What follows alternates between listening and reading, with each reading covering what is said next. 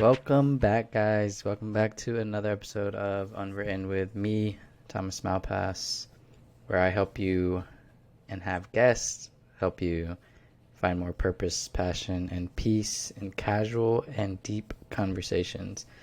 Today, I have the incredible Haley Carbajal. Haley is a powerhouse in personal development, mental conditioning, spirituality, and more. She's here to share her insights on everything from morning rituals, the importance of having a mindset for healing, and trauma. Also, we speak about manifesting your reality and what that really means. Haley guides us through daily rituals, gratitude practices, and the power that music has in our lives and how it impacts our emotional health and well-being. We also dive deep into subconscious programming, neuroplasticity, and aligning with your soul's purpose. Join us as we also explore the divine timeline, what that is, and the consciousness of money. I bring you Haley Carbajal. Before I get started, subscribe, leave a review. Enjoy. Welcome to the Unwritten Podcast with your host, Thomas Malpass, where we are on a mission to help the world find more purpose, passion, and peace in their everyday lives. Through deep conversations and connection, tune in because we are all on this journey of life together. I'm doing great. How are you? I was trying to get. Maybe I need to stop doing this, or maybe I just need to wake up earlier. But I always try to get my little ritual in Yes. before my podcast, and sometimes I cut it close. But yeah, maybe I just need to give. I mean, sometimes I'm good. Sometimes I have enough time. But yeah, I feel like when I try to get my ritual in, sometimes I feel like hectic feeling. Well, so my perspective, if I may just dive in, because that's actually fundamentally part of what I talk about in creating your new reality, building a bulletproof mindset, creating resilience, right? Um, it's not so much about the routine. The routine or the ritual does matter, but it's really not so much about the strategies that you apply, because sometimes strategies can become sterile. They can lose their capacity for help, right? Right. So Yeah. it's Right. not about the strategy or the routine or the ritual that you have. It's more so who you're being while you're doing it and how you feel after it's done. Right? So sometimes Yeah. we Yeah. need a half an hour to get in the zone and get centered, set our intention. And sometimes it's just a 30-second thing. And sometimes you don't Mm. know, because it does, go day by day. But I am a firm believer in setting yourself up every single day to have the most successful day, in the way that you show up, in the way that your energy shows up, in the way that, for your purpose, really. So it's not so much about, what you're doing. It's really not. Because that's why meditation works for some and it doesn't for others. That's why, Mhm. going out for walks works for some and not for others. Because it's not about the strategy. It's about who you're being while you do it and how you feel afterwards. If you feel whole, resolved, complete, elevated, awesome. If not, I know that I've spent hours before trying to figure out what was the right strategy, and I still didn't get anywhere. So we Mm. just have to pay attention to our state of being and our emotion. How much time do you got? I have 2 hours if you wanted 2 Okay. hours. Yep. Yeah. Yeah. Because some people try to Well, I had a couple guests that were kind of rushed. They're like, how long is this gonna last? And I'm like, man, like I made it 2 hours. Like you should be expecting. Mm-hmm. Um, because I like the longer format. I feel like you can dive deeper. Totally. Well, and Um, some people listen to podcasts when they're at the gym while they're working, and so maybe they want to listen to you for that period of time. You know. yeah. Do you have any rituals? Yeah, I do. I do. So I wake up at 4:30 in the morning every morning, and I do some sort of movement because it's so important for me to feel productive as soon as I get up. So usually that's going to the gym and weightlifting. I love weightlifting, but we also need recovery. Same. We also need recovery too. And so on Yeah. those days, I come down here in my office and I stretch. And then after that, I have a little gratitude practice. I close my eyes, put my hands on my heart, and I have gratitude for all of the things that I have in my life now, big and small. Mm. And then after that, I have gratitude for all of the things in my life that are coming that I'm working towards. And then I put on what I call my superwoman cape, which is my makeup, and that's either listening to music that gets you pumped, music that talks about where you're going and what you want, like mental and emotional conditioning. I'm all about mental and emotional conditioning. Um, and then I start my day ready to help my clients, ready to, help liberate the world of their mental and emotional limitations. What's your pump up song? Ooh, it changes.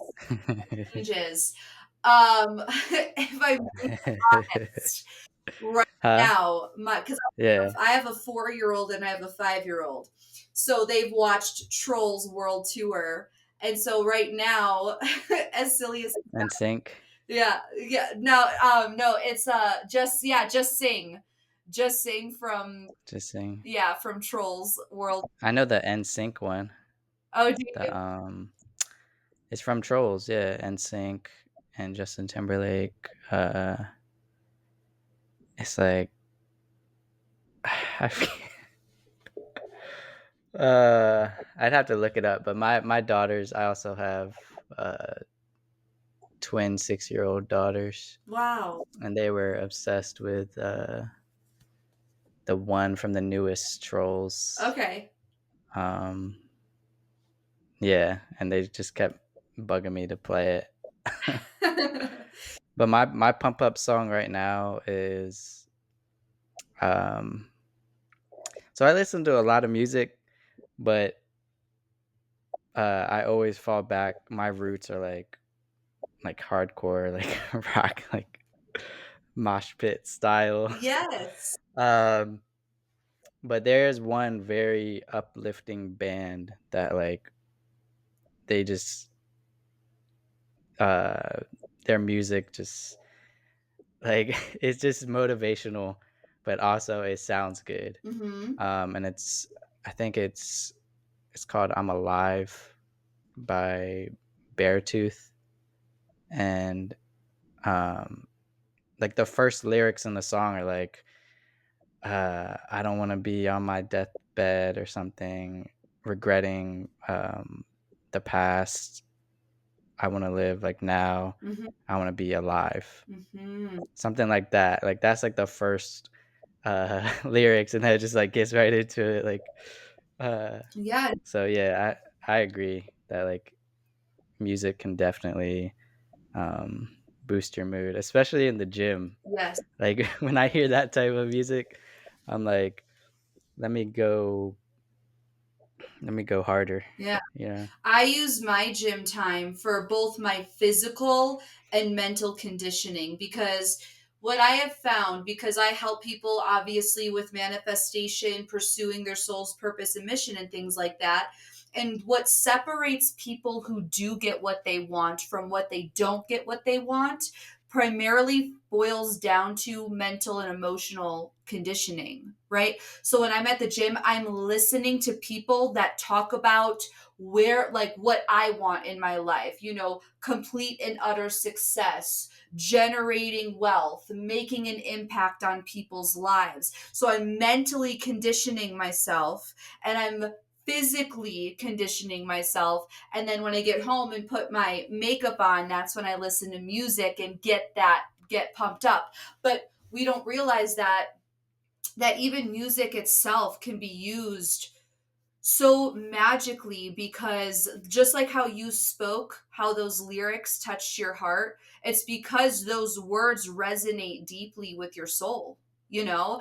And so Mm, that's why it comes up. And so by yeah. doing that, you're doing this unconsciously, which I think is great. But by doing that, you are conditioning yourself and connecting to, on a vibrational level, on a emotional level, that of where you're going and what you want, which is therefore going to help you create exactly what you want. So we can actually use music and use lyrics to propel us where we want to go.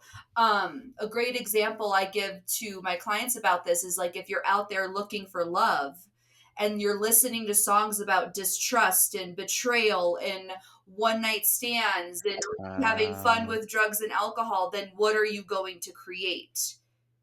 But if you listen to yeah. songs about Yeah. real love, about companionship, about trust, then you're going to create that. So we can actually use music and the lyrics that are within music to help us get where we want to go.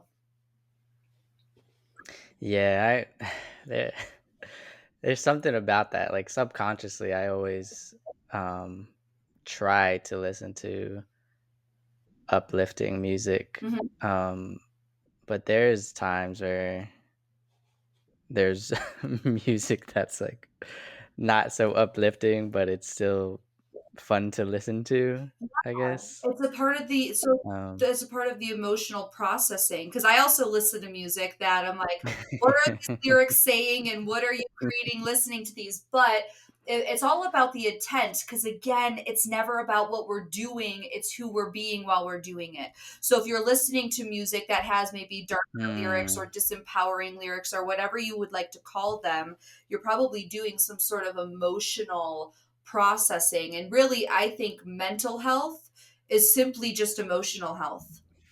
Because if our emotions, because the reason why our mind gets so chaotic, the reason why our mind gets so anxious, and why sometimes we feel like we can't control our mind, is because we're having trouble processing the emotion that the mental stimulus is getting from the emotions.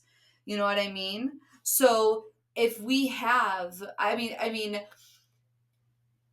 if we can find center in our emotions, and really when we say control our emotions, this is my truth about it. When we say control our emotions, we're not talking about distorting, diluting, mm, suppressing, or oppressing our emotions.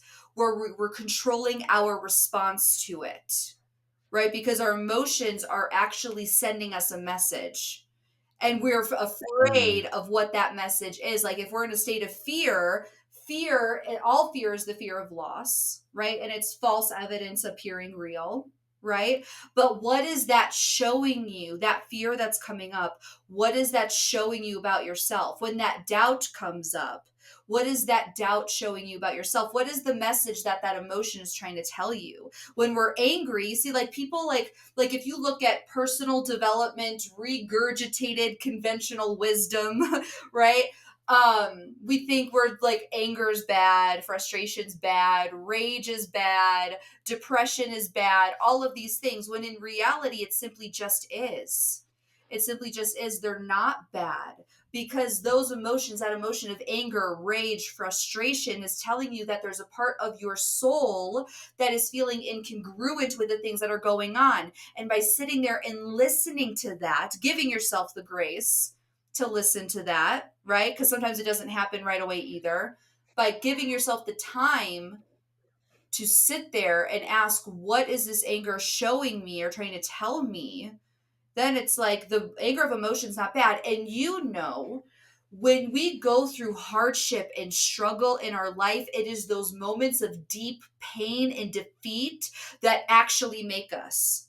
Right? It's not our victorious glory moments. It's those times where we felt like we were knocked out, teeth knocked out, nose bleeding, bruises all over. Those are the moments that actually define us. And so, if those dark, dense, gruesome moments are the things that help us become who we are, then why wouldn't those dark, gruesome, dense emotions be doing the same? Yeah, I feel like uh, for men, I've spoken a lot about this topic on my podcast, and I feel like for men, it's seen as like men should be stoic and just bury your emotions and just suck it up. Suck it up. Oh, you feel sad? Suck it up and keep working, or suppress your emotions. And yeah, I experienced that firsthand because I'm somebody that's seen as not emotional, but everyone has emotions, and it's just we all process them differently. Like my whole family sees me as like somebody who shows cold love. That's how they call it. They say you're like you show love coldly. It's like I mean that's just who I am. Like I love y'all, but I don't know what you want from me. um, but yeah, I think for men in particular, because it's I feel like women are easy, like more naturally emotional, and they just let it all out most of the times. Mm-hmm. And for men, it could often be seen as weak or like, why are you crying? Like, you know. When in reality, you're so right. You're so right.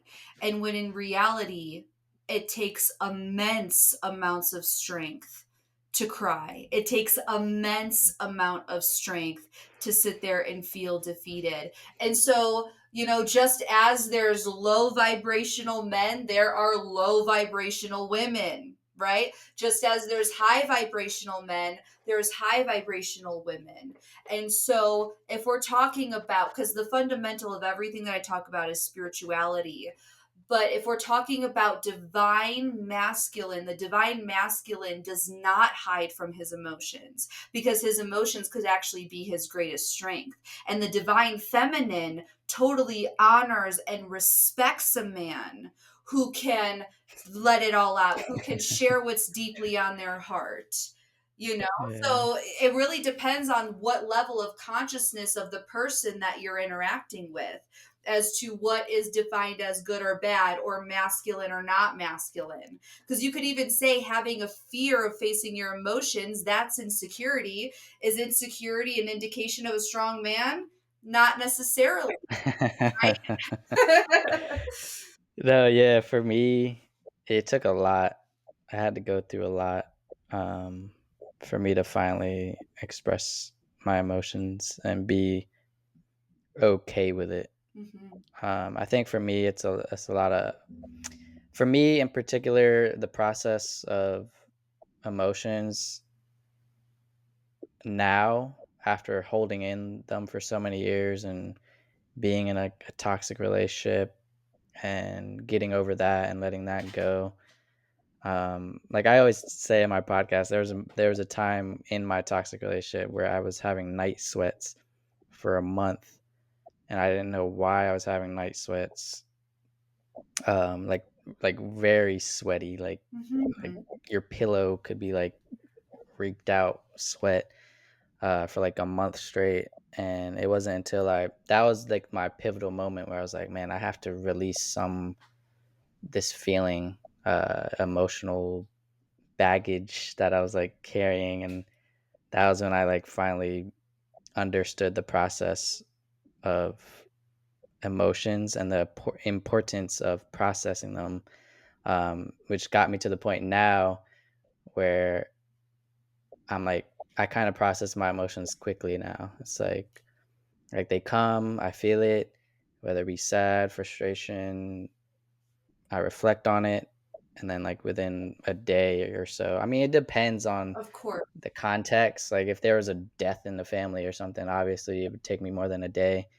But I'm talking about like the day to day emotions, and stuff like that.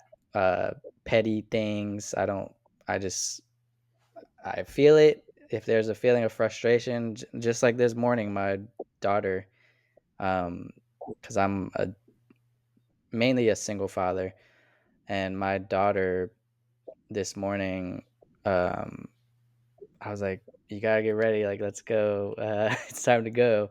And she does this. Like, I feel like she does this just to mess with me, man.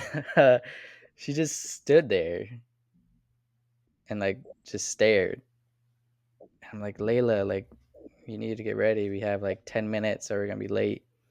And I don't know. It's just those moments are like, okay, then I reflect on it, like, okay, I'm feeling frustrated right now.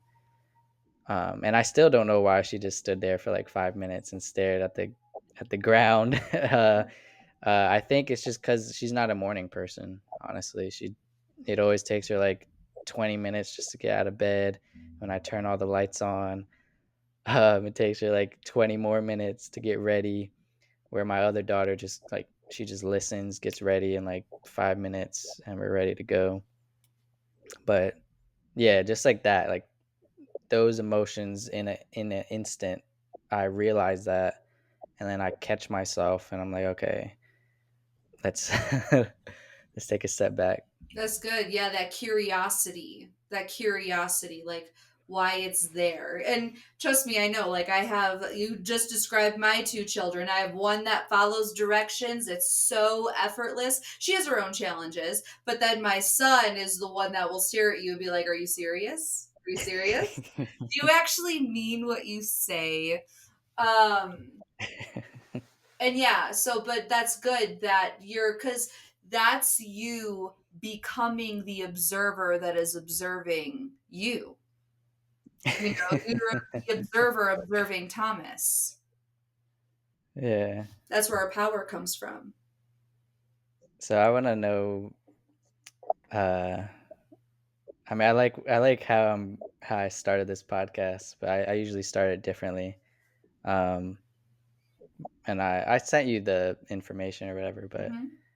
I do want to know like who was who was that young Haley, and what brought you to this point. Uh, Now I don't know how old you are. You still look young.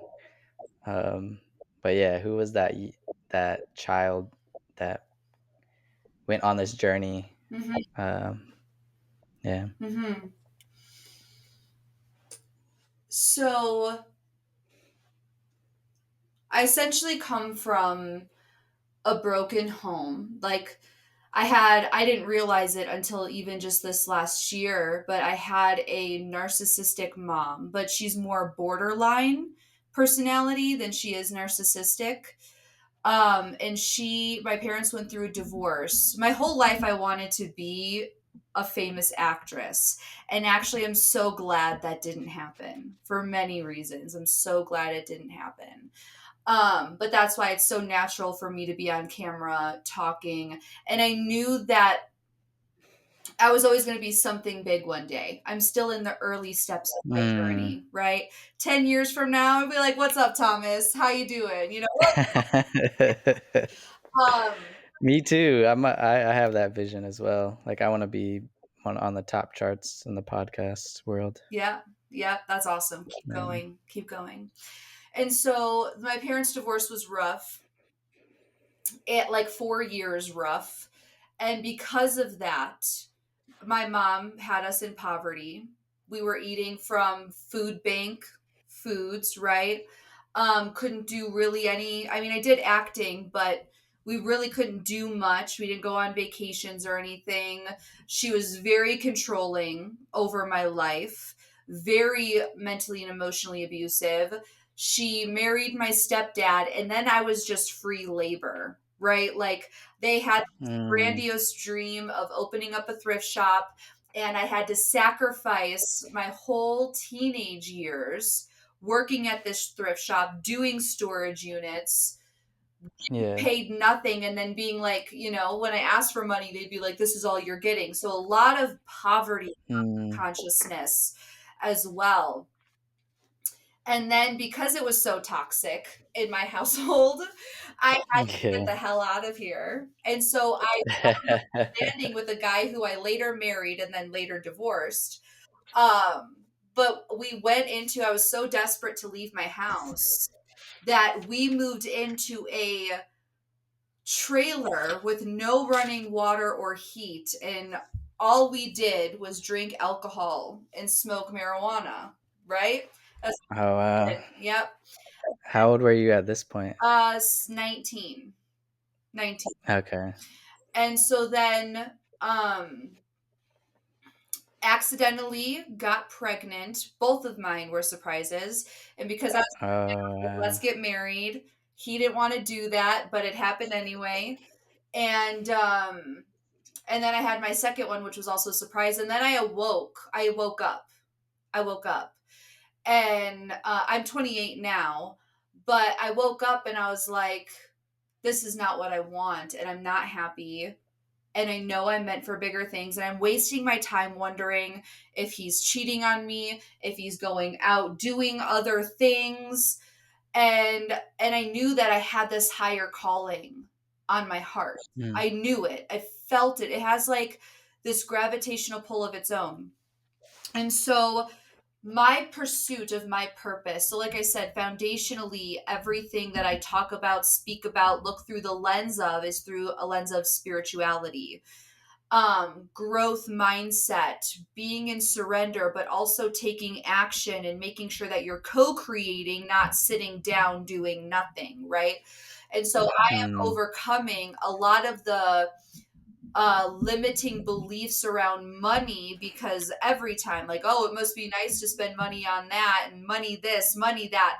I love talking about money because I have a Yeah. understanding of the consciousness of money, which if you wanted to get into, we totally could.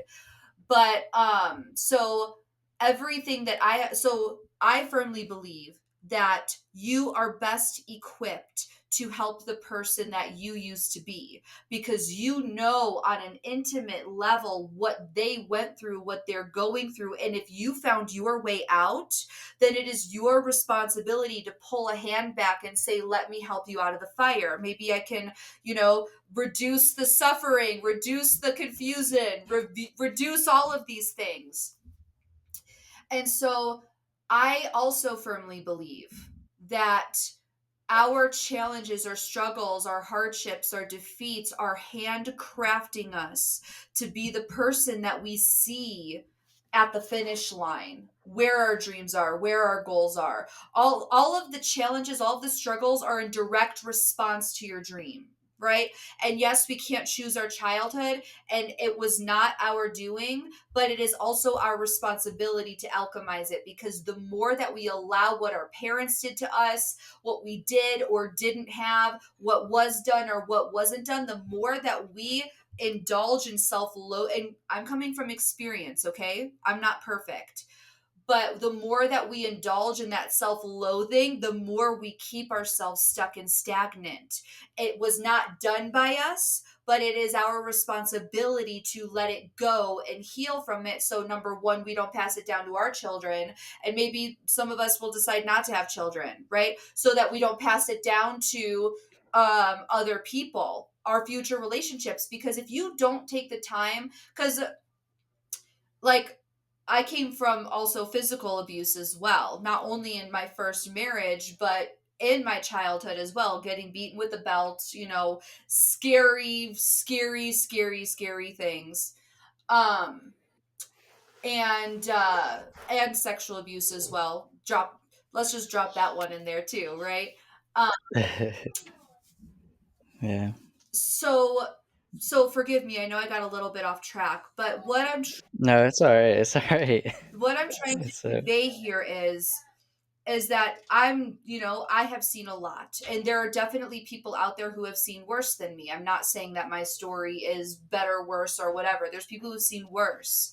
But here's what I do know, and definitely, like solidly, that if you continue to let the stories of your childhood have jurisdiction over your decision making and what your future is, then you're only going to recreate the past in the future. What was done to you it's not your fault, but it's your responsibility to show up for yourself, and it's your responsibility to heal yourself so that you can have a better future, because I do not care where you start, it's where you finish. And you also have to have compassion and love for yourself while you're in the process, because you and I both are still in the process. We're still amidst the growth, we're still amidst the reaching certain milestones, right?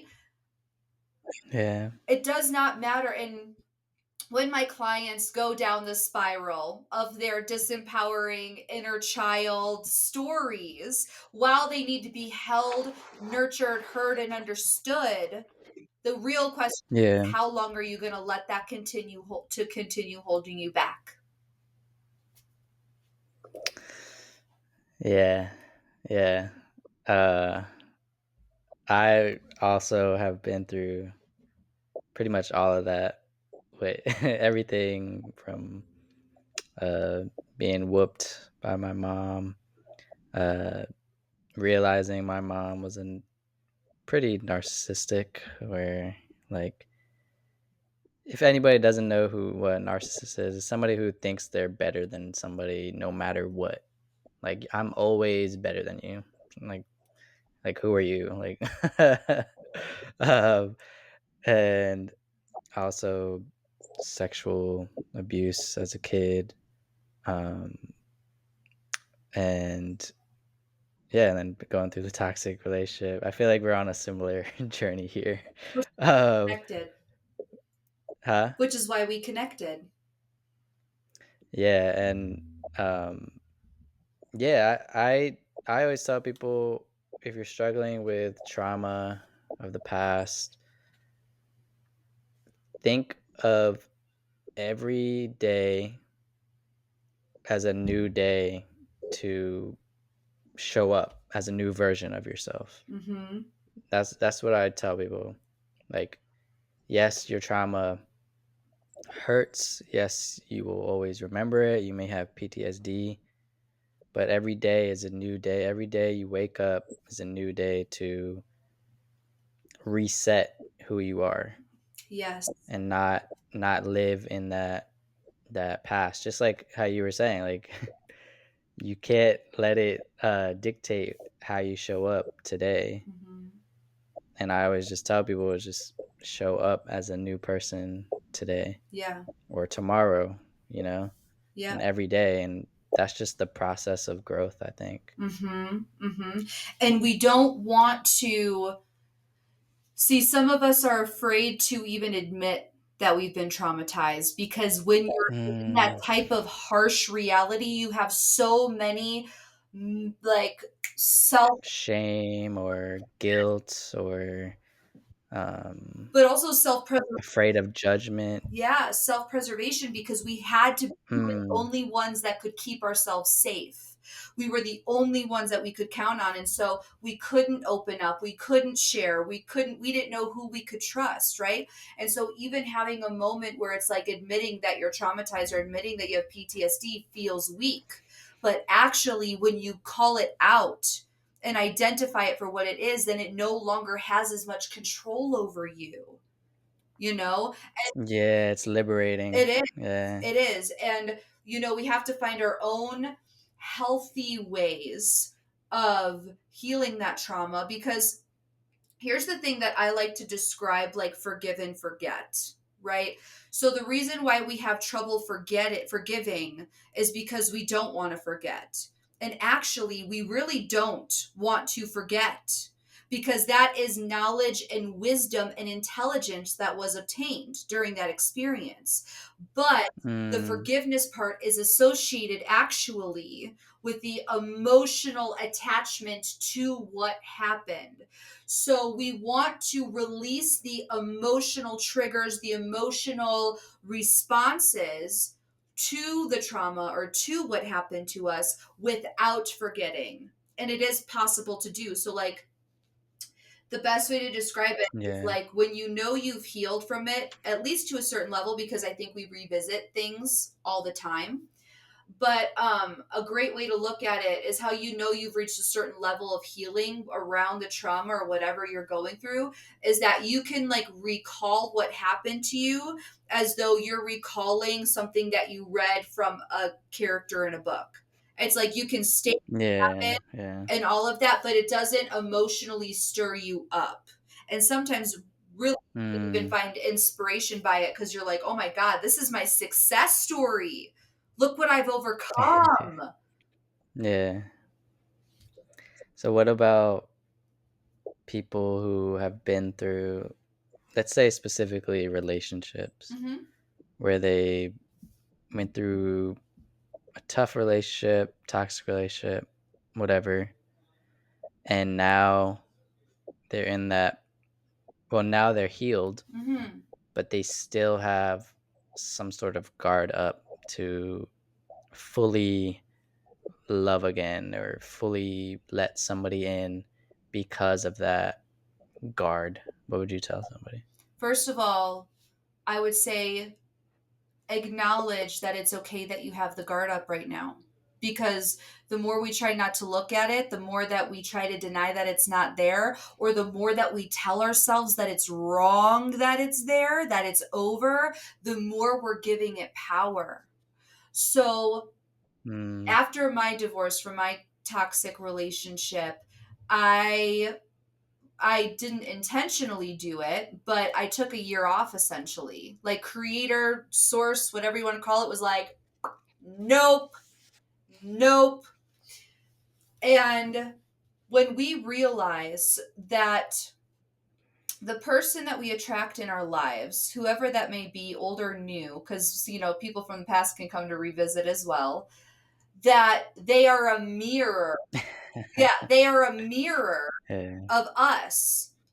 And so, if you want to have a healthier relationship this next time around, you must first address the unhealthy parts of you because whoever you bring forth into your life next is going to be, without a doubt, they're going to be a mirror of you, right? And so when there's a lack of self-love, or when there's a lack of love, when there's a lack of trust, when there's a lack of communication, when there's a lack of anything, it actually has nothing to do with the relationship and everything to do with you. If there's a lack of trust in the relationship, it's because a part of you doesn't trust yourself. So that needs addressing. If there's a lack of love in the relationship, it's because there's a lack of love in self. If there's a lack of communication in the relationship, that means there's a lack of honest healthy conversation within self. So if you're looking to actually heal, find a quality person. I know this is like way easier said than done. Yeah. Yeah, it's a good conversation. It actually needs to be implemented though. And then it's all like, you go down the spiral. How do I implement it and how do I know it works? And that's completely different. But foundationally, it's okay that the guard is up. Give yourself grace that the guard is up. Find out why you still feel like you need to have the guard up and love and support yourself through your metamorphosis of healing. Because Mm. wherever there's a gap in a relationship is actually a gap within you that is being brought out and shown to you in a relationship with whoever. Yeah, it seems like the way you think, it's like any um it's like the way you think, it's like always from an observational perspective. It's like, Yes. okay, like this is wrong, but how can I take accountability for it and responsibility for it Mhm. in a practical way? Like that's where I feel like your mind is, and that's a really good trait, to be honest, because a lot of people don't take accountability for themselves. Well, because it's harder Um, to do that. It because it's what? it's harder to do that. It's a Mm, lot more challenging. And see, the little nuance of that there is that you have to be able, because when you blame, you're not resolving anything. And actually, that is self preservation. And it's also going to keep you stuck. Because when you blame, you're not actually looking. I'm not saying that they don't have their own part in it. They definitely have their own part in it. Okay. But what part of you was allowing that type of behavior to come into your reality? What part of you was submissive to allowing that kind of treatment? And the only way for that treatment to change is by addressing the part of you that allowed it, right? mm. So we want to take extreme ownership of our part in it, both what we reactionary I make my own, but our reactions to it, but also Yeah. what parts of me were the parts that allowed that type of behavior in my life. And so the part that Mm, I'm trying to say, and this is what's critical, this is what makes or breaks the inner work being powerful or destructive, because inner work can be destructive too. And that is really just having acceptance and supporting yourself through it. So let's say that you're healing from a toxic relationship, and let's just create this journey like as like just like give it a visual. So let's say it's like a snowstorm, right? There's a mm, snowstorm that has like 4 feet of snow, 3 feet of snow, it's up to your hips, right? So the mm, destination from exiting a toxic relationship to having your healthy one is the same duration. Like, doesn't matter. Like, it's going to take X amount of days, X amount of years, whatever. The duration is the same. Point A to point B is the same. Now, doing the healing work, healing yourself for your next relationship, while being hard on yourself, inflicting negative self talk, inflicting self punishment, self loathing. What's mm. wrong with me? Why do I do this? Why does this happen to me? I don't think I'll ever change. I don't know if other people change. Like all the stories, all the things that we tell ourselves. Yeah. Going through that, trying to heal yourself and going through that is like walking through that 3 to 4 feet of snow without the snowshoes that allow you to walk on top of the snow, right? Like the ones that look like tennis rackets. You know what I'm talking about? Or without a shovel. Or without a shovel or without a hat, gloves. Yeah. But doing the inner work with compassion, with saying it's okay that you behaved that way. We will just choose not to do it again. It's okay that you have this unhealed part of yourself. Let's walk ourselves through it. It's okay that it hurt. And it's okay that you are hurt, but how much longer do you want to hold on to this person that's going to prevent you from getting what you want?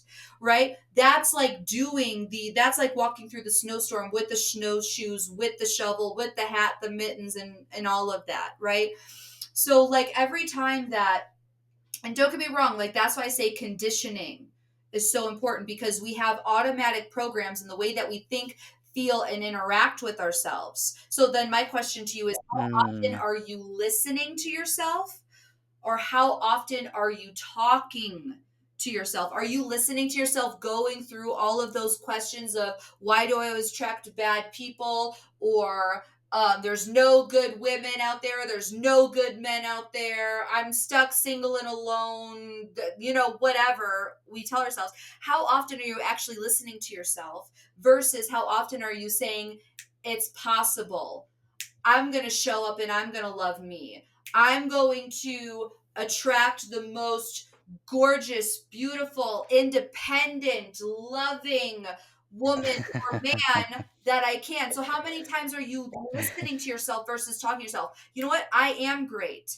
You know what? I am amazing. yeah. You know what? And also, the way that our inner dialogue is, this is like so essential for any and all relationships. The inner dialogue that you have for yourself is the standard that is set for everybody that you interact with. So the way that you talk to Mm. yourself is the exact way. I mean, depending on the level of connection that you have with somebody. So, like, if a stranger came up and talked to you the way that you talk to yourself, you'd be like, "Who the hell are you?" Right? You like Oh no, yeah, I was gonna say that. somebody. Like a good test for that is think of somebody that you really love. Like if you have somebody unconditionally that you love or Hmm. whatever, somebody that you hold dear to your heart, would you talk to them the same way you talk to your inner self? Hmm. Exactly. Exactly. And the way that you talk to yourself is going to be the way that they talk to you. And you will allow them to talk to you that way because that's the way that you talk to yourself. So if you've exited a toxic relationship, first of all, good for you. Like, amazing, amazing job. Celebrate yourself. Celebrate yourself. That's why they have divorce parties for a reason. Yes, yes. And then take the time to ask yourself in a space of compassion, observation, and understanding what parts of me need to be healed that allowed that type of behavior in my life. And then heal those aspects. Mm, And I guarantee you will find somebody completely new. I guarantee it. yeah. Yeah, there's a quote, it's like become the person you want to attract or something. It's like Yeah. something like that. Um, That's exactly it. You said it right. Yep. yeah. Um, so I was stalking your social media. That's okay. That's good. Nah, that's part of my research. Yes. Research. No, I'm just kidding. Um, there was one I noticed that was like your most viral one. Um, I want to talk about that one. Let's do You it. were talking about like the new Earth leaders. Yeah. That was your most viral one, or Hmm. did you have a more viral one? No, that one presently is my most viral That one. was like it went like 200 something thousand. That's a lot. Yeah. Um, so why do you think it caught so much attention? Well, everything that I perceive is through energy. Everything. And Hmm. so I think that truthfully, because it wasn't that it was like a really great reel, there was no amazing edit, Yeah, nothing special about it yeah. on the surface. I really think that that message and the telepathic communication that was coming through the frequencies of my voice was actually what spoke to a lot of people and resonated with that because Hmm. I don't know if you know much about the new earth and the ascension process. Do you know much about No, that? that's why I wanted to talk about it. Okay. Yeah. Okay. So the earth is ascending to a 5D level of consciousness. Now, 3D is like more material, it's more logical, it's more given like exchange, monetary, suffering, why does this happen to me, blame, all of that, right? Kind of like where most of the world is now. Yeah, yes, yes. Yeah. 5D is unity, oneness, acceptance, love. And I don't mean to say that to sound sterile and milk toast. I promise you. But What? so if you think about it, more people than ever are talking about what's on their heart. More people are talking more than ever about their thoughts and what they're thinking. More people now than ever are following their passions, right? And that's because within that level, this ascending process in humanity, these souls can't do the sterile, numbing 9 to 5 because it's not fulfilling. Our soul feels that, right? This is why you're doing what you're doing, right?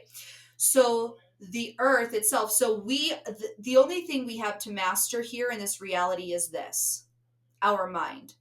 And by us having self mastery, we elevate our consciousness into the higher dimensions. So 5D is not necessarily a place. Like a lot of people think that the new earth is a new place.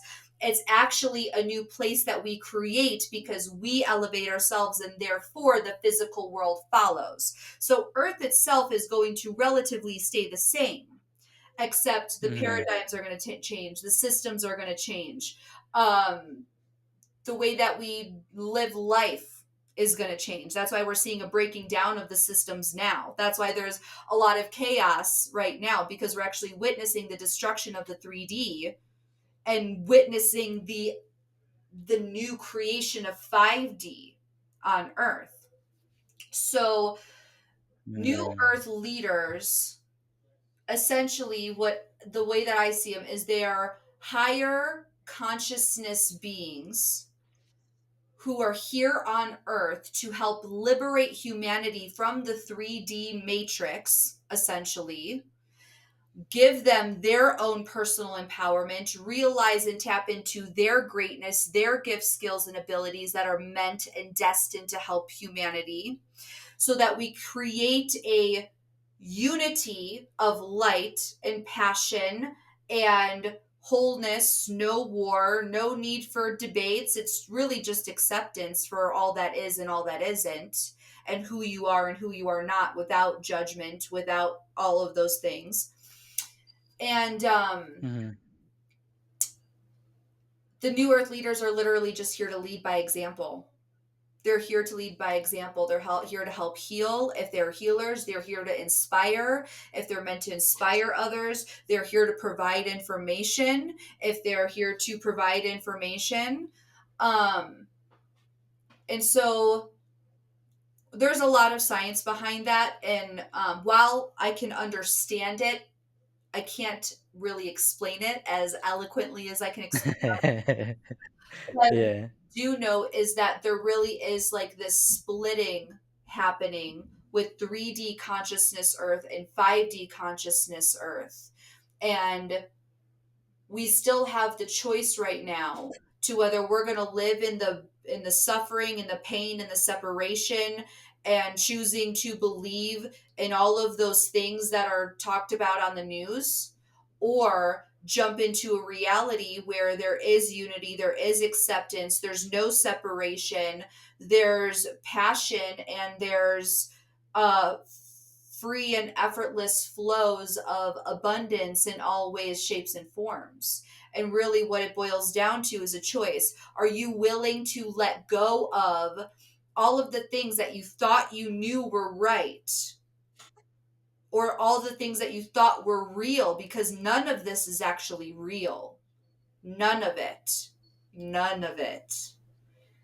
And jump into reality where jump into a reality. Wait, you're not real? I'm not real? That's a whole conversation. So we are real. No, we are real. So number one, like starting foundationally, not granularly, but we see things as we are, not as they actually are. So then define what is real, right? Because we're having a conversation right now. There's my experience of it. There's your experience of it. There's the audience's experience of it. And then there's actually what's Mm, going on, right? We see things as we are, not as yeah. we actually are. What were you going to say? I think because I know what you're getting at, and my I guess thoughts on it Hmm. are um there's the new field of science called the quantum physics or whatever, Yep. and it's the science of the super tiny things we can't see, like radio waves. Hmm. Our brain frequencies are included. We can't see our brain frequencies, but sometimes I would just simply explain it to, if you walk into a room and there's a group of people in there and you get a weird vibe. Mm-hmm. That's quantum physics, as simply as I can explain it. Like that, there's an energy, you feel it, but you can't see it.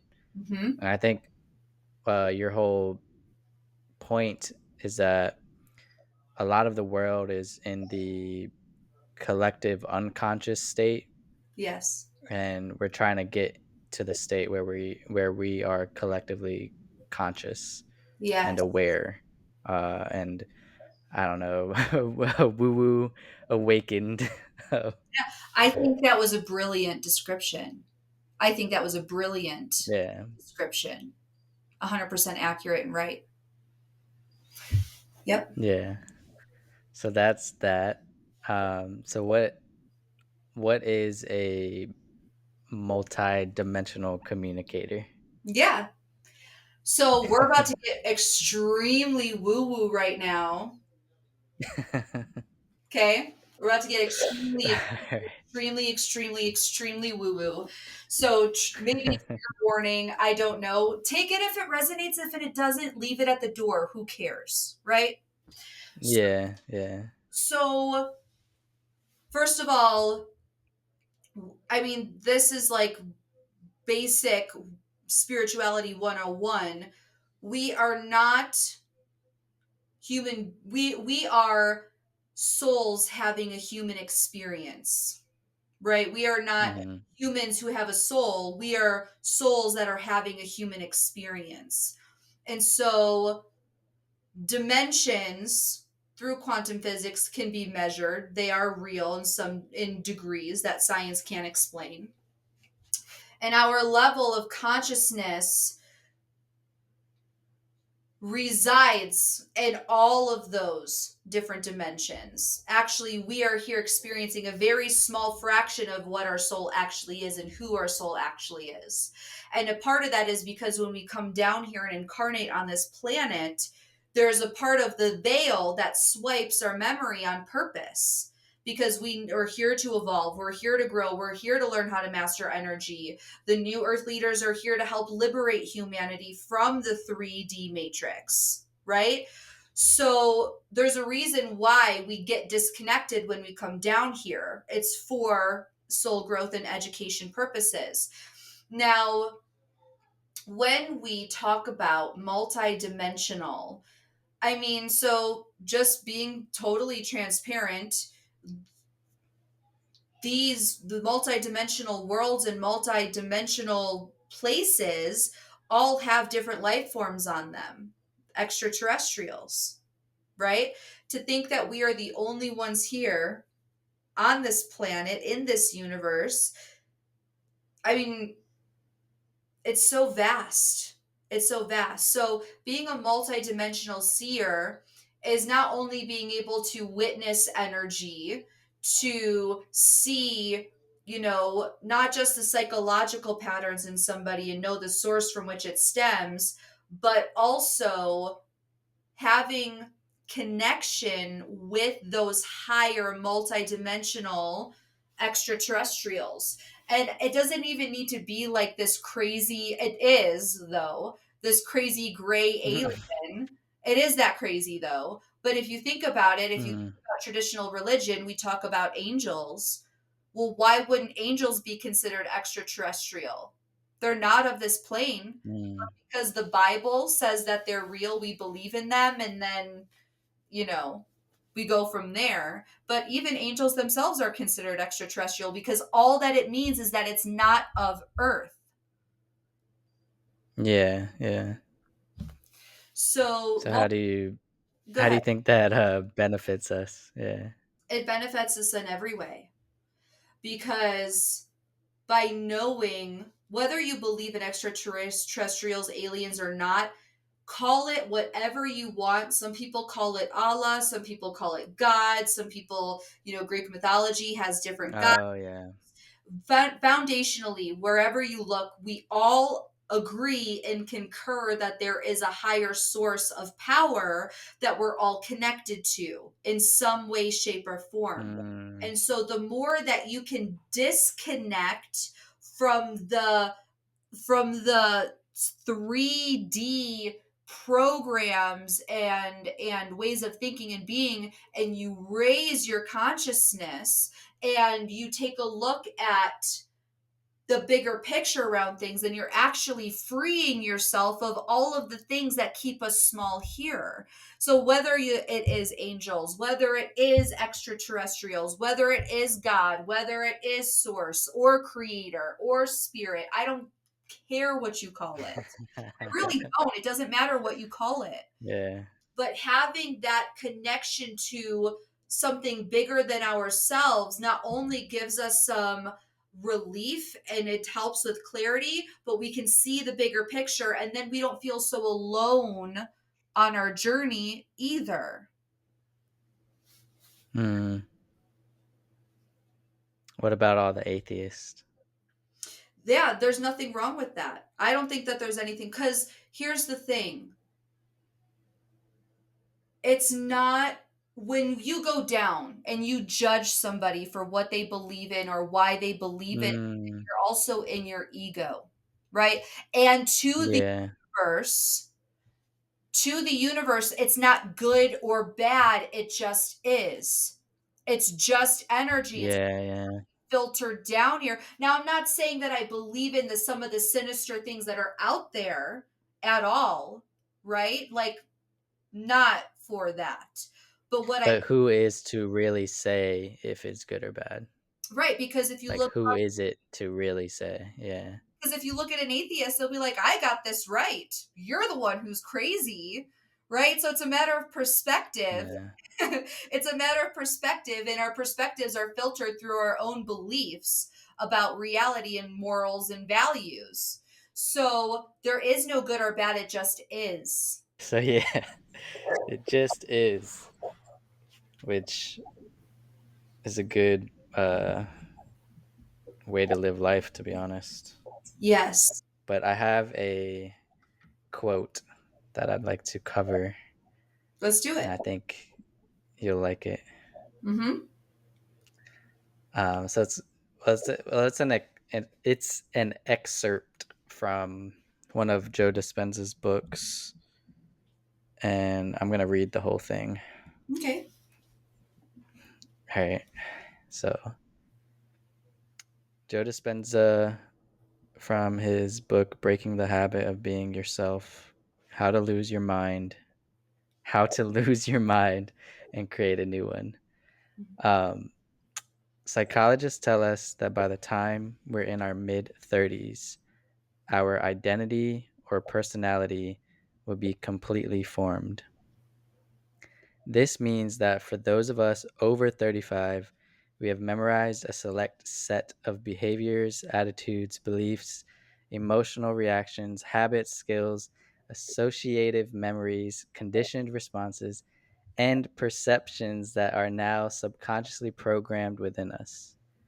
These programs are running us because the body has become the mind. This means that we will think the same thoughts, feel the same feelings, react in identical ways, behave in the same manner, believe the same dogmas, and perceive reality the same ways.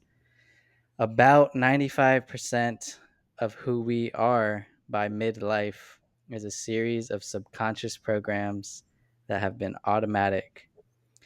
Driving a car, brushing our teeth, overeating when we're stressed, worrying about the future, judging our friends, complaining about our lives, blaming our parents, not believing in ourselves, and insisting on being chronically unhappy, just to name a few. Yes. What about it? Just how do you feel about it? I feel like it's truth. I feel like it's truth. So, my understanding of the subconscious mind, because I use it a lot in my healing work, in my what some would call personal development, growth mindset work, right? So, there's one quote that changed me that changed my whole life. And it's that You cannot outperform an image that you have of yourself in your subconscious mind. End quote. And that Mm, is because our subconscious framework, our whole subconscious is meant to keep us, part of it, majority of it is meant to keep us alive. And so the things that we have felt, associated with, believe, and perceive have all kept us mm-hmm, safe somehow, right? So I'll ask somebody, how is this anger serving you? How is this anger towards this one person mm-hmm. serving you? And they'll be like, it's not serving me. I'm like, Exactly. your subconscious would not hold on to it if it wasn't keeping you protected or safe somehow. And so Mm, the reason why doing that subconscious work and reprogramming our brains, which is totally possible because of neuroplasticity. Joe Dispenza, you want to know more? Talk to Joe Dispenza about that. But what I know is that those automatic patterns, habits, beliefs, 90% of them are not even your own. They come from either genetic coding from your parents, or they come from observing your parents, or it comes from teachers or coaches or other authority figures that you've had in your life. So 90% of it is not even yours, right? mm-hmm. Um, but if we do not shift our subconscious mind, and there's methods of doing that, but if we do not intentionally shift, upgrade, or choose what we want to experience, then we will fall victim to those subconscious programs, beliefs that, again, were not ours by our own choosing. They just plopped in our lap. It was caught, not taught. So it's 100% true. Mm, it's It's a like nature versus nurture, kind of. yeah. How do we begin to, I guess, find that, or how do we begin to align ourselves with our soul's purpose? Because I feel like me, uh, it's hard because it's like you think of the Haslow's hierarchical whatever of needs, since I feel like most people just are in that bottom level where it's like I just need to survive, food, shelter, whatever, and then after that it's like, okay, how can I make more money so I can travel more or buy cool things? How do you think we begin to align or get out of that mindset and start to align ourselves with our soul's purpose? It's a process. So if you think about it, especially the older you are, the more decades of history and ingrained habitual programs you're butting up against. So I like to think of the inner work. So there's an unlearning and relearning process, but I want to talk about this whirlpool example. So if you think about like a circular pool or like a lazy river, right? The current is going one way, right? And that's the way that you are being, thinking, and feeling and perceiving life right now. When are you met with the most resistance in the whirlpool or in the lazy river? When you initially decide to change the current. Totally. So it's like you have to Mm. fight it and you have to fight it and you have to keep going, and you do get pushed back because the current's strong, but you keep fighting it, and eventually you will change the current, right? So it's an unlearning and relearning and actually recommitting process. So unlearning means to become aware. As soon as you can recognize, because Hmm. discerning what the subconscious is thinking is essentially those thoughts between thoughts. So when you are doing the dishes or when you are folding laundry or doing something that doesn't require your mind or a focus, so to say, whatever's going through your head, like driving is a great example, whatever's going through your head is what your subconscious is thinking. So when you wake up and become aware of that, you can, like, oh, okay, so that is where my subconscious framework is, right? So, and then when you are able to locate it and identify it, again, that program no longer has power over you, or it has less power over you, I should say. Now, relearning is simply making a different choice.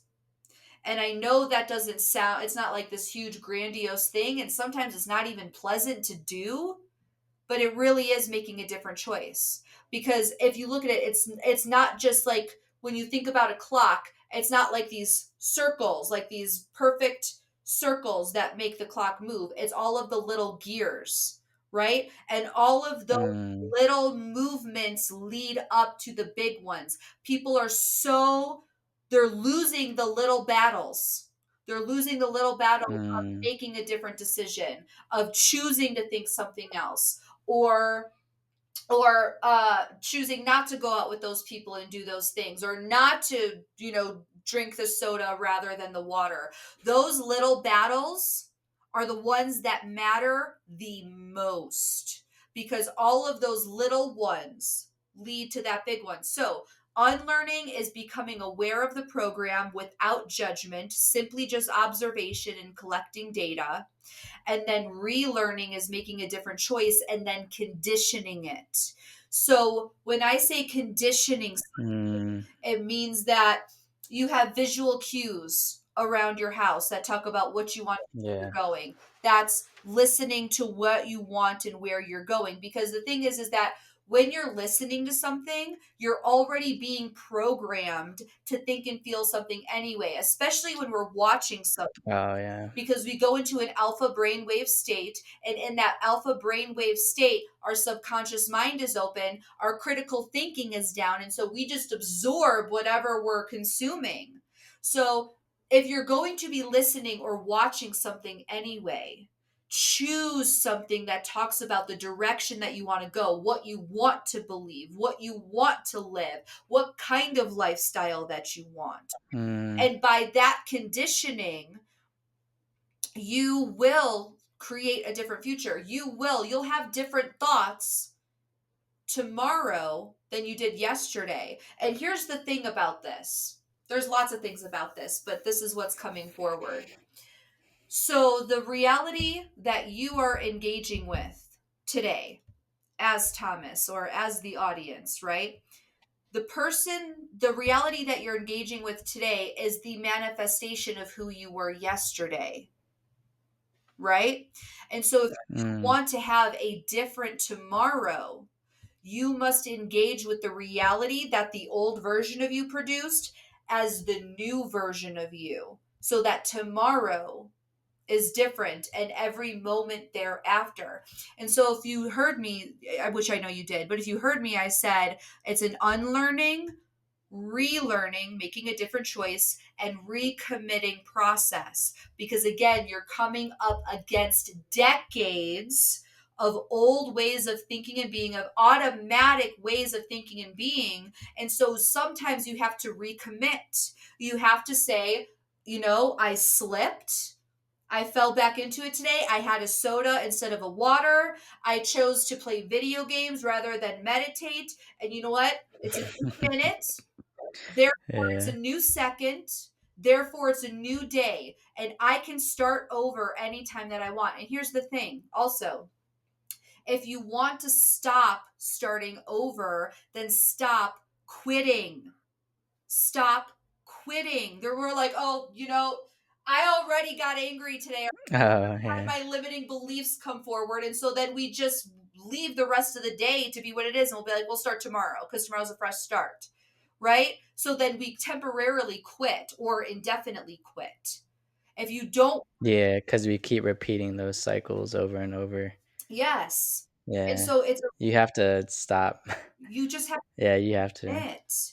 And it's Or recommit, yeah. compassion and saying it's okay that I fell backwards. Because also sometimes I've noticed and observed in the spiritual community that we drop down back to our old selves, and we instantly Mm, get scared. We instantly get fearful because it's like, oh my gosh, like, am I doing something wrong? Am I out of alignment? But actually, no, you're exactly in alignment, because sometimes we have to drop down to that old version of ourselves to become more aware of that person's programs and habits and states of being, thinking, and feeling, so that we can overcome it at a deeper level and then shoot right back up.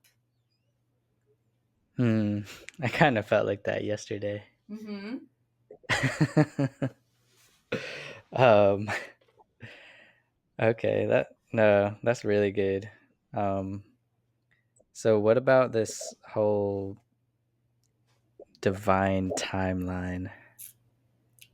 What is that? Yes.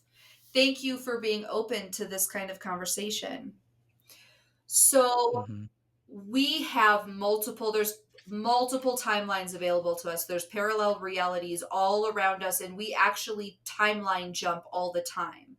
It's not a Mm, conscious thing, but we do it with each decision that we make. There's a breaking off point in the universe, because everything in the universe needs to be experienced and for itself, right? So when we make a decision, there's another parallel reality that breaks off, so everything that can be will be.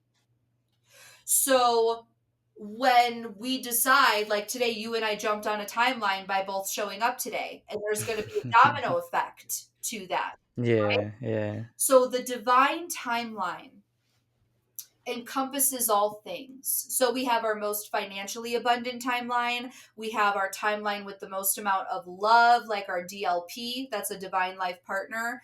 Um, there is the timeline where we are broke. There's the timeline where we aren't healthy. There's the timeline where we are healthy, right?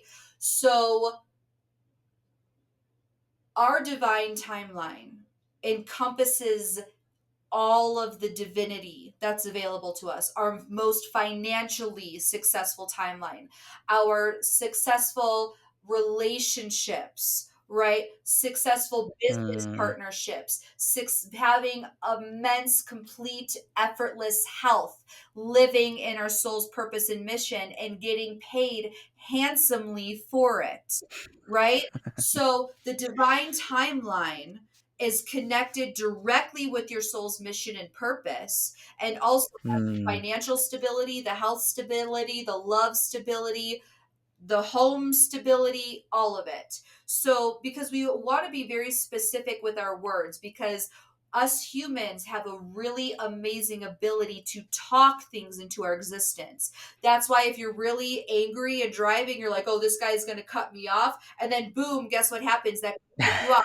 You actually created that moment because you spoke it into existence.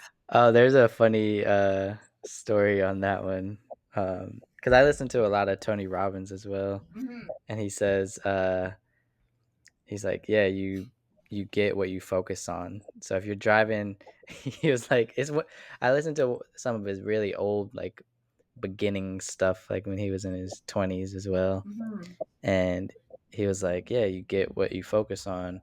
And he had this funny story of a guy driving in, what is that, like Europe road where you can there's no speed limit. I have no idea, but I know what you're talking about. I don't know the name of the road, but I know what you're talking about. Yeah, he's like, imagine somebody's driving on that road and they see one tree and they're staring at the tree and they crash into that one tree that they passed after like 10 miles of no trees, and they just randomly, because they were focused on that. Exactly. Exactly. Yeah. And humans are actually manifestation generators. We are manifesting all the time. It's just that most of us are manifesting things we don't want because of what Joe Dispenza just described. We're manifesting all the Mm. time. We're doing it now. We're doing it now. It's just how much of it is coming from intentional focus and effort versus Versus our automatic program. subconscious. Yeah. Yeah. Versus like uh automatic programming, society, the news, Yep. social media, doom scrolling. Yep. We're doing it anyway. We're doing it all the time, every second of every day, every second. Nah. Yeah, no, that just reminded me of my quote I posted on Instagram that everyone has the potential in them, Every but it's up to you to surpass, or it's everyone has the potential to be limitless, but it's up to you and only you to surpass those limits. exactly. Yeah. It's so true. That's brilliant. Yes, it's 100% true. It's 100% true. We have our own some of the limitations that we have are placed on ourselves. And again, that goes back to society, parents, other authority figures, life experience. Because here's the thing too about beliefs. And you know this because you listen to Tony Robbins.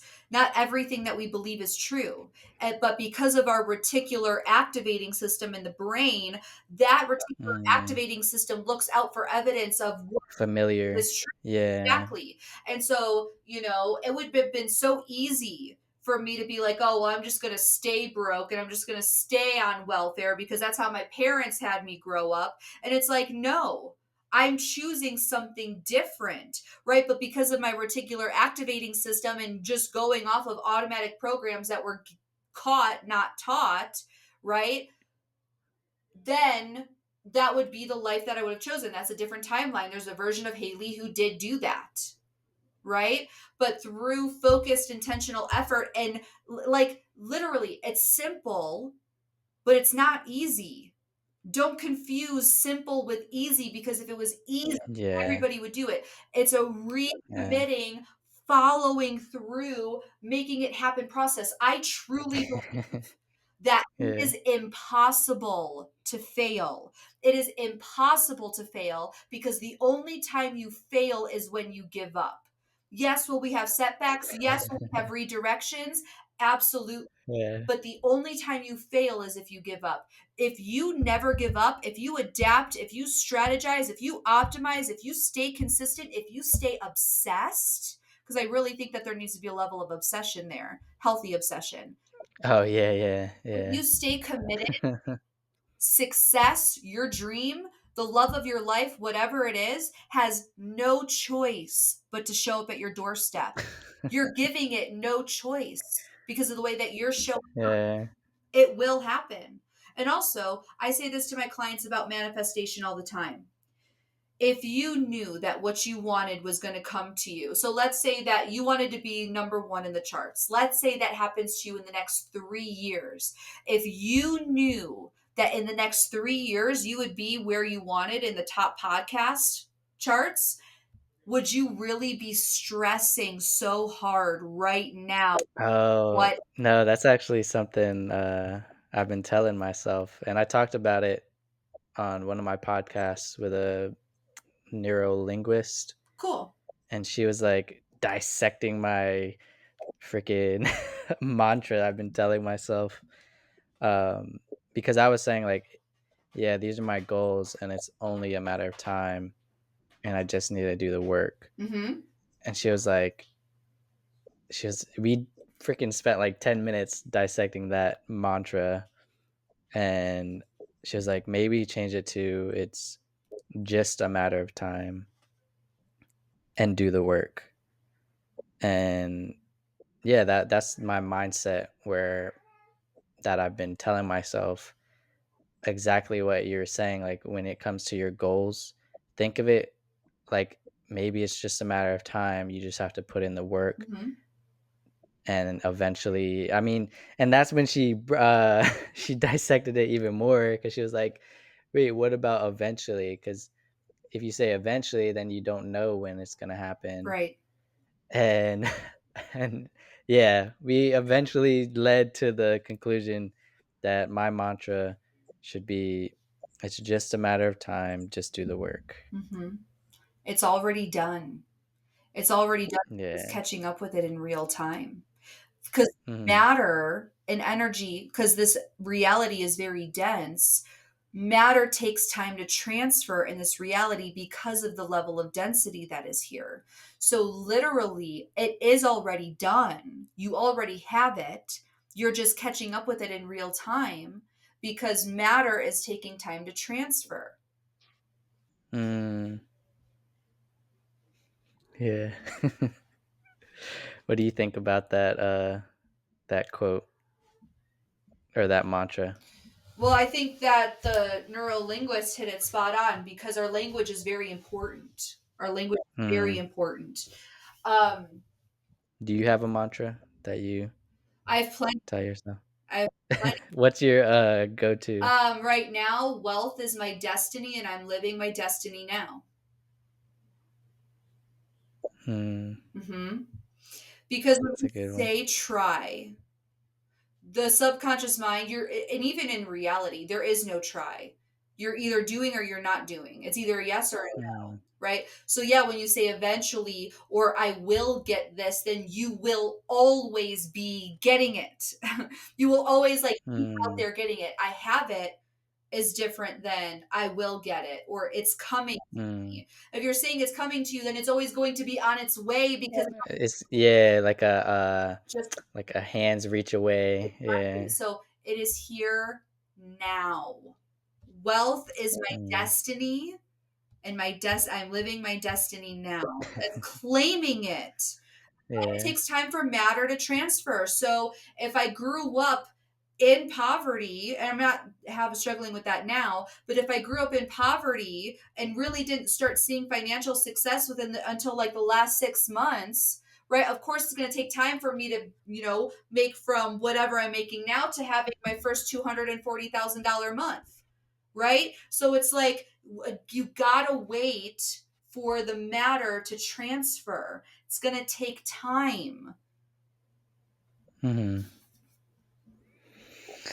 Well, Haley, is there any thing you'd like to cover before we move to the final? Hmm.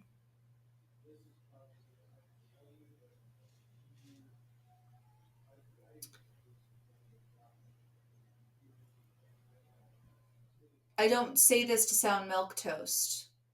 It's terrible. Milk toast. Yes. That's the first. You're the first person I've ever heard that say. But truthfully, if we want to get anywhere in life, Hmm. we have to support ourselves through it. If we want to get anywhere in life, we have to be our own champions. We have to be our own coaches. We have to be our own mentors. We have to have our own disciplines. We have to have our own faith in self. When the external world is happening around you and it's not the way you like it, first of all, have some patience. But second of all, ask yourself, what is this showing me about myself? Where my money is, where my business is, where my love is, where my kids are, what I'm doing with my life. What is this showing me about myself? And not in a place of judgment. Again, be your own champion. Are you listening to yourself or are you talking to yourself? Have compassion, be the observer. You can overcome anything in your life. You just have to be stronger. You have to be stronger than the knockout. You do. When you get knocked out, you get back up. You have to be stronger than the knockout. Yeah. What about the people that like have achieved material success, but they're still not happy? What about those people? Like they're freaking millionaires, or they have everything they've always wanted. Um, they may be in a good, decent relationship, but they still just feel like something's off. They don't feel like fully fulfilled. Well, my question would be, are you doing what you love? Because Mm, there's many people who have financial success and they're dead inside. And it's because they mm, have fallen prey to a system that is meant to keep their spirits small.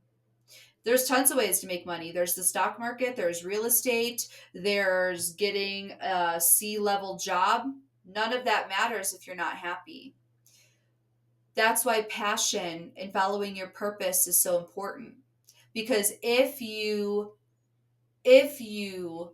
chase money, you will always be running because there's never mm. enough. What do millionaires want to do? They want to make their first 5 million. What are people who making 5 million want to do? Want to make their next 10.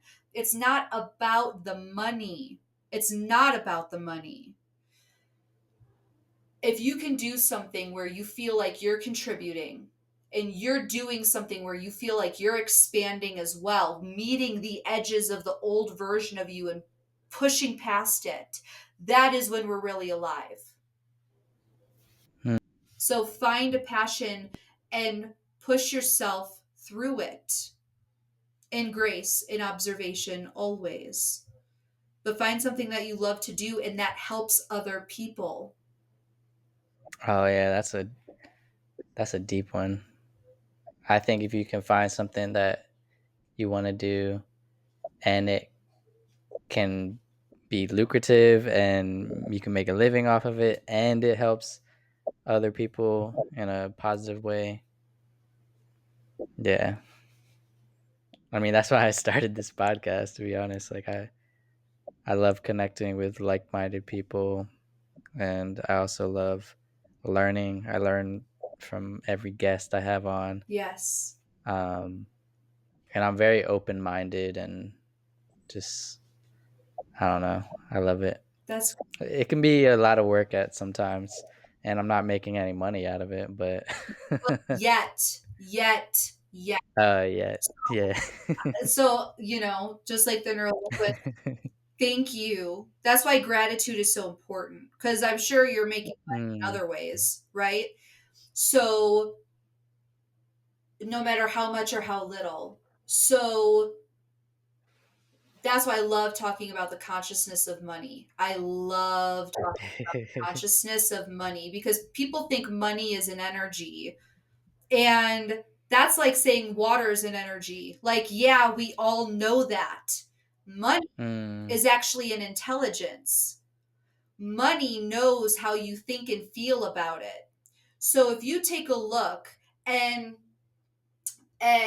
you say, like, let's just take a look at some limiting money beliefs, right? Like, I know one of mine was I expected money to show up, but I never was grateful when it Mm. did. So if I To do the on work, the yeah. receiving side of being expected to show up but never having any gratitude or appreciation, so like why would I want to come back to help you? Why would I want to come back to love you? I mean, when's the last time that you told money that you love it? When's the last time that you said, money, thank you so much for, and I know because it's so easy, you could be like, well, I don't have this and I don't have that and I don't have this Oh, with yeah. this. But if we could say, thank you, money, for my mic, thank you, money, for the computer, thank you, money, for all the Yeah, ways that you show up for me, thank you, money, for the fact that my daughters have food on the table today, because we're not going to get more. Again, where your focus goes, energy flows. So if you're focused on a scarcity and lack of money, what are you generating? And even if it's true, even more of that, in yeah. there where I've had negative $700 in my bank account and I didn't know where the next dime was coming from. So I'm not talking out of arrogance, I'm talking out of experience. You have to find the strength in there, the resilience in there to have gratitude for what you have now so you can receive more because abundance is a mindset and money flows through the stream of the abundance frequency. What do you think about my mindset on money? Right. I agree. Like, of course, I want to be abundant in all areas of my life, and I think that goes back to the divine timeline thing, where that's true. Like, I want to be abundant in all areas of my life, Mhm. um, and financially as well. But I've always seen money as just is. Mhm. Like, I seen it as, um, yeah, it's nice to have. I don't care about giving it away, or I don't. It's just a tool. I always seen it as like just a tool. Um, yeah, like it just is. I never have had a true like deep emotional response to it. So that I've read a bunch of financial books. Like I know the process too. Like it's simple to make money. Um, but I just always seen it as just is and like a tool. well, it is so tool. is different than a resource. Water is a resource, Mm. water is not a tool, right? And in this 3D reality as we live now, it is an essential resource in order to have a comfortable life, right? So if you were told that you were a tool, right? How would you feel about that? You wouldn't want to come around too much either. It's like, oh, you're just a tool. Yeah, I'm going to use you. I'm going to expect you to show up, but bye. Right? So the Yeah, that's an insult for it is. when I was growing up. That was an insult. Yeah, and it didn't feel good to be told that. Money is an intelligence and it can hear the way that you Mm, think and feel about it. And so if you just close your eyes with me for a second. And I mhm. want you to personify money. Give it a personality. See it as a person or a thing. When Okay. you see money coming into your house, it's coming over for dinner. How do you Yeah. feel about money? Hold on. How do you feel about money coming over? Is it a shock? Is it are you staying there? Is it hesitancy or is it Mm, I see. I see money as an old friend that I haven't seen in a so while, how do you and I'm excited in a while. Yeah, I'm excited so how about do you seeing. do you expect money to stay? Yeah, yeah. That one's hard. Do you trust money to come Mm, in doubles? Do you trust well, if I see it as like an old friend, I think it would be somebody that I trust and that I would like to see more often. but do you trust them to come back more often? Mm, yeah, yeah, I trust them. So, but when they come back, are they going to come back more skimpy and slimmer, or are they going to come back more abundantly? Mm, uh, they're gonna come back and bring their friends. Is that how you truly feel? Is that a logical answer? Or is that a heart answer? See, that's the thing. That's where No, that's what I want okay. to. We don't want. I know what you want. We all know what we Yeah. want. Talking about how you, in order for this to actually mean something and Hmm. actually give you some clarity, talk about it in the way that it actually is now. So, Yeah, the way it is now is an old friend that I haven't seen in a while, and it's nice and exciting. And I'd like to see them more, yes, and for them to bring more friends, and but the question yeah. is, forgive me, Thomas. Yeah. Question is, do you Yeah. expect money to come back more often? Do you expect money to come back more often? Not what you like or what you want as it is now. Mm, no, I don't. I don't expect it. That's why money knows that. Money Mm, knows that. Money can feel that. So, and so then, do you trust money to have your back? on a deep level, yeah, I do. Okay, that's good. That's good. I do. So then, when we connect to the intelligence, because energy is like, it's bogus, it's conventional wisdom, really.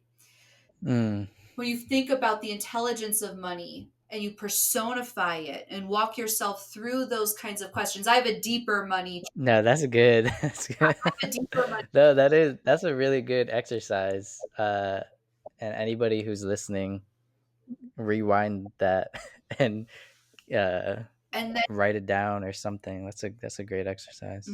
because then think about it. After you personify it and you give it a presence, then flip the script and ask yourself, if you were on the receiving end of your relationship and what you are feeling about money, would you want to come Mm-hmm. back? Mm, yeah. No, that's what I'm saying. I learn something every guest I have on. That's That's something I'll think about. Hmm. But thank you, Haley. Thank you. Well, you're a wealth of wisdom, and we're like the same age, which is kind of crazy. I'm 29 though, but uh, I started this new game that I'd like to play Let's with you. Uh, and then after the game, I'll ask my 5 final questions. But it's this game by Esther Perel. She's one of my favorite relationship speakers. But she made a game called The Game of Stories. Where should we begin? let's do it. So it's so it's pretty simple. There's a prompt card and there's a story card. Um, there's like 50 prompt cards and there's like 250 story cards, like topics you could talk about. And it's completely random. Um, and it's meant for the guests, but I could also, I guess I could include my take on it as well. Um, but yeah, all right, if I can get these out. So when you say meant for the guests, it's meant for them to answer, or it's meant for us? Yeah, yeah, yeah. It's meant for them to answer, but I think it'd be funner if I answered it as well. Until I end up doing like all of them. Uh, but there's so many different combinations because you have like 50 prompt cards, but then you have like almost like 300 story cards. Hmm. So there's hundreds of different answers you could have out of it. All right. So the prompt card is share something off the record. And then the story card is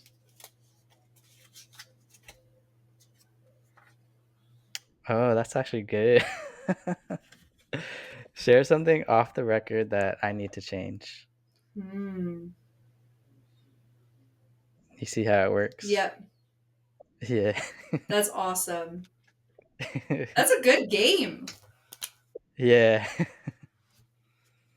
Share something off the record that I need to change. Do you wanna go first, or you want me to You talk? can go first because I'm thinking. So go ahead. uh, off the record that I need to change. Cause something off the record is something like you feel kind of like vulnerable about, or Mm-hmm. you may be afraid to talk about Mm-hmm. that you need to change. I guess for me, it's like feeling guilty for things that I told myself I wouldn't do. Like if I told myself I wouldn't drink anymore, which I've been good at, but then I get the urge and then I just do it anyways. Or um, this one's kind of intimate, but if I told myself I wouldn't, like masturbate and I go like weeks without masturbating and then I do it one day because I just have this pent up, man, it's just hormones. You get like pent up sexual energy. And then this is off the record. No, this is great. Yeah, and then I just do it anyways, and then I feel kind of like that guilt and shame. It's like, oh, why did I do that? Um, but yeah, that's something I feel like I need to change. Just I guess saying it's okay sometimes to fall off the rails and then come back on the rails. It is okay. But that's the first thing that came to my mind. So I don't know what your morals or values are, or religion is, but I don't think there's anything wrong with. I don't think there's anything wrong with masturbation. I really don't. Uh, but mine is that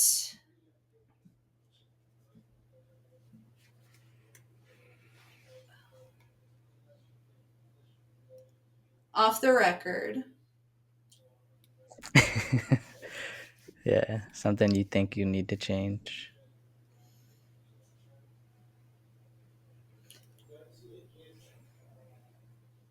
I think I need to take a look at my beliefs around monogamy. I've never cheated before. Mm, I've never cheated before. But I need to take a look at my beliefs around monogamy. in what way? Like letting go of monogamy or looking Finding out deeper what it in it? actually really means. Which I know there's a definition. I know Mm, there's a solid definition. But having but what it means to you, though. yeah, Yeah. having a long-term relationship, something longer than 5 years, something longer than 7 years, something longer than 10 years. What does that look Hmm. like? And how do you know it's right? And how do you know it stays right? And how do you know, I just that's off the record. Monogamy. Nah, we can dive deeper in that if you want. Well, I'm faithful to my I'm totally faithful to my man. Totally. Yeah. I love him. He's the most brilliant man on the planet. I'm so lucky and fortunate. Um, I just, and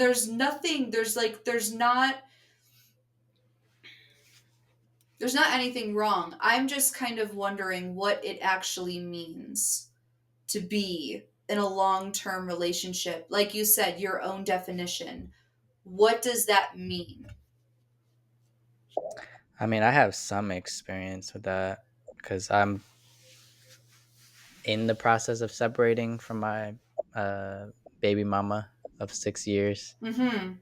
And we went through a phase where we were like, okay, let's just take a break.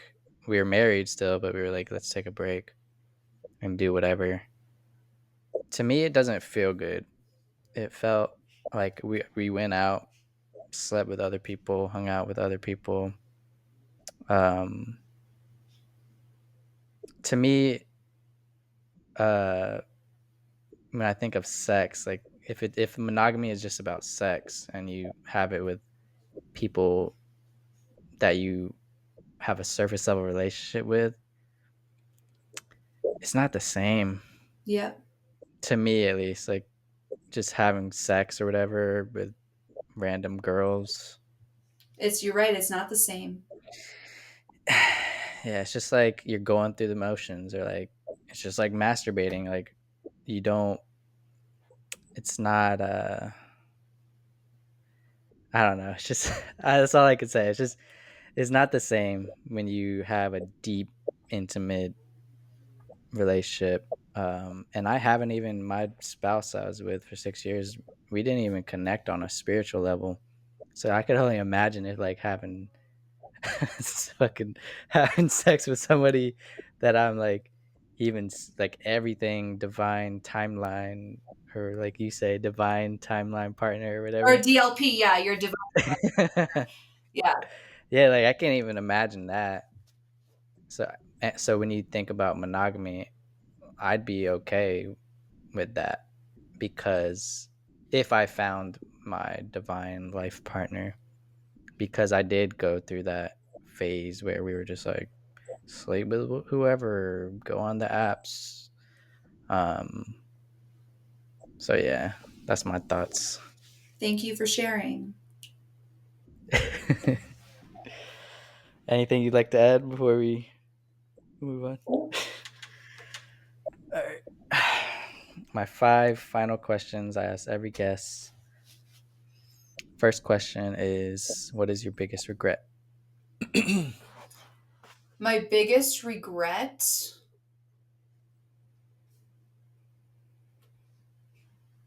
it's hard to say because I mean, I'm sure everybody would give this answer. That Yeah, you are who you are today because of what happened. And because of your something regrets. Yeah. different, if something different happened, then I would not be having a conversation with you today. Because again, timelines, it would jump to a different timeline. I'd be a different person. Regrets? Maybe I've eaten a little bit too much Chick-fil-A this month. That's probably my biggest regret. Yeah, I was gonna say it doesn't matter if it's big or small. Yeah. Um, but I'm guilty of that too sometimes. Like, and it's sometimes it's like I'll crave Chick-fil-A on a Sunday, and it's like, oh damn, I it's fucking Sunday. Sometimes I even like GPS it, and like I'm headed there, and then it's fun. it's like, oh fuck, it's Sunday. But yeah, that's fine. Next question is, who or what has made the biggest impact in your life that makes you who you are? So obviously I would say my fiance Lou, but also there was this people that I used to work with, and they're called Clients on Demand, and they're a business coaching consulting company, and I owe them a lot to who I am today Why?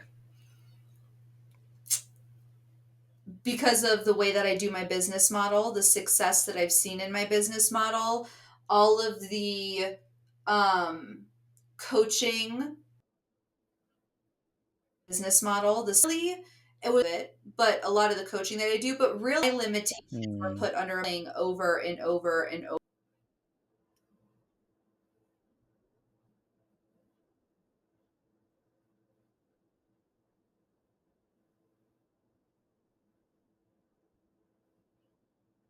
over and over and over and over again. So I Hmm. owe it to them for helping me create mental and emotional resilience. Hmm. Who are they again? Clients on Demand, Russ Rufino. Check them out. I have to check them out because I'm trying to uh not necessarily up my game, but do more business with my real estate license. Um, but yeah, I think it'd be cool to check out. Hmm. Next question: what is one lesson that you had to learn the hard way? Manifestation. Manifestation, surrendering, letting go, putting in the effort, but not attaching to the how or the when. That's really good.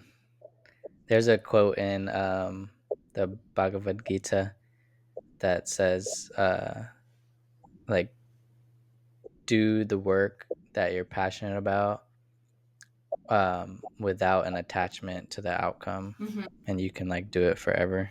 Yeah.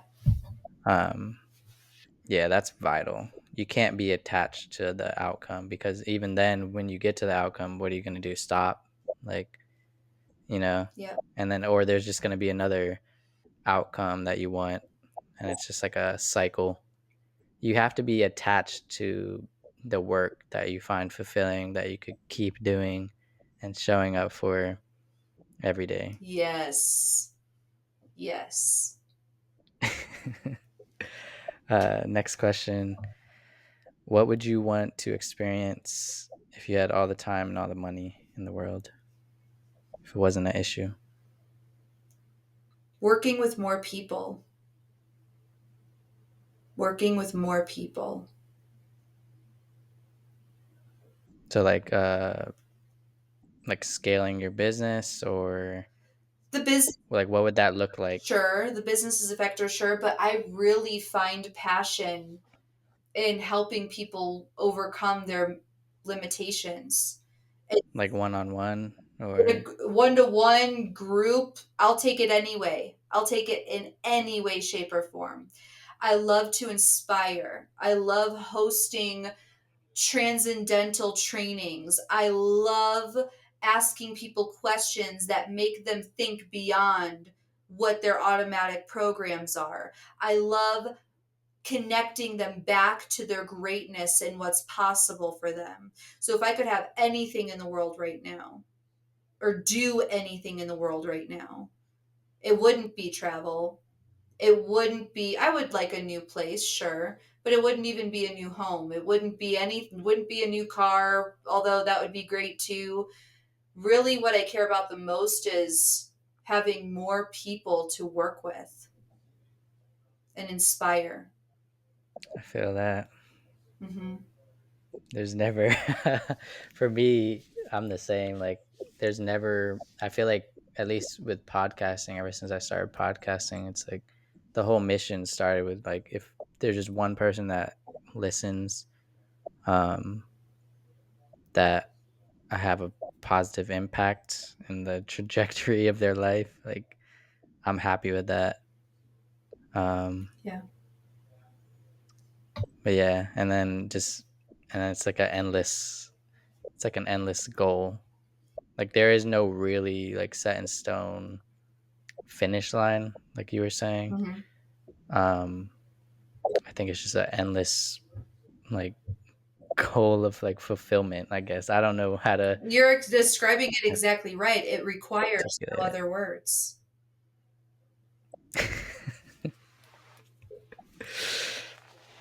it. All right, last question. Is there any last insights you'd like to share about your journey of discovering who you are that you would like to resonate? Show up. Show up. Show up for yourself. Show up for your dream. Show up for the people that matter to you. Show up, get up, show up, and dress up. Feels good to dress. It does. Show up. Haley Carbajal, is that how you pronounce it? Yep. Carbajal. When I first read your last name, I thought it was like I thought of carbs, like like fat, proteins, and carbs to haul. Thank you for coming on. I'm so grateful. I love what you're doing. I think we align with similar missions and values, and I appreciate it. Thank you for this time and thank you for your questions. And honestly, thank you for pursuing your purpose. Is there anything you'd like to promote before we close out? If you would like to work with me, I do have a Patreon, spiritual mentorship and coaching for less than a Netflix subscription. However, if you did want to work with me one to one, then I would offer having a what I call a starlight call. And it's a 30-minute Mm, conversation to take a look at what's working, what's not, and where you want to go. And if I can help you, I'll show you what that looks like. But I like to invite people to my Patreon because for $7 a month, you can get a taste of what it's like working with me. go check her out. Go get a taste of what it's like working with her. Yeah, Uh, huh? I'll blow your fucking mind. uh, yeah. So with that, everyone, share, comment, whatever, and as always, stay curious and keep going. Peace.